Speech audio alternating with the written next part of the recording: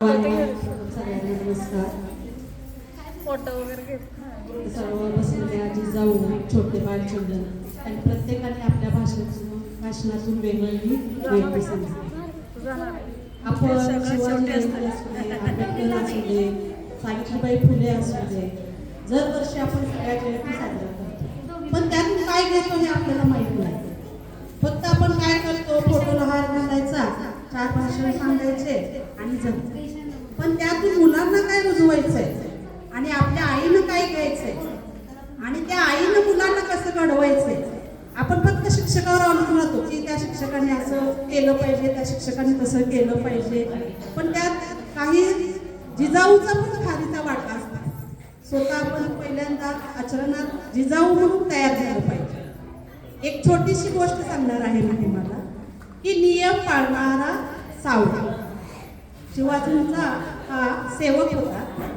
एक दिवस गडावर काय झालं की शिवाजी महाराजांनी एक नियम, कडक नियम सांगितला की सूर्यास्तानंतर कोणीही जरी आलं तर त्या गडावर कुणाला पाठवायचं नाही, मग कोणी असू देत. मग त्या सावळ्याची एक दिवस काय आली, ड्युटी आली आणि मग सावळ्या त्या गडाच्या पायथ्याशी पहारा करायला थांबला. आणि मग सूर्यास्त झाला, सगळे कड्याचे दरवाजे बंद झाले आणि तेवढ्यात बंद व्हायच्या वेळेतच शिवाजी महाराज त्या घोड्यावरून टपटप करत त्या किल्ल्याच्या पायथ्याशी पोहोचले. मग पायथ्याशी पोहोचल्यावर सावळ्या म्हणतो की मी दरवाजा किल्ल्याचा उघडणार नाही.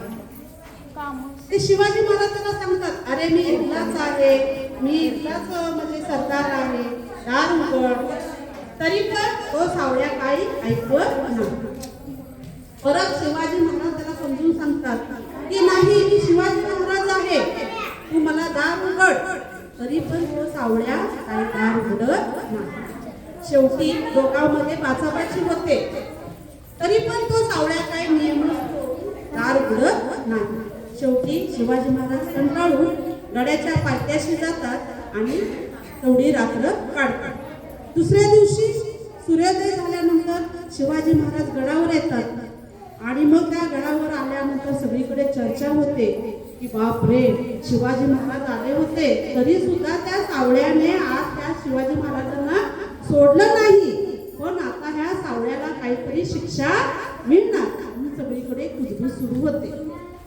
शिवाजी महाराज सिंहासनावर बसल्यानंतर त्या सावळ्याला बोलून घेतात आणि विचारतात की तू काल मी आलो होतो तरी तू मला सोडला नाही का.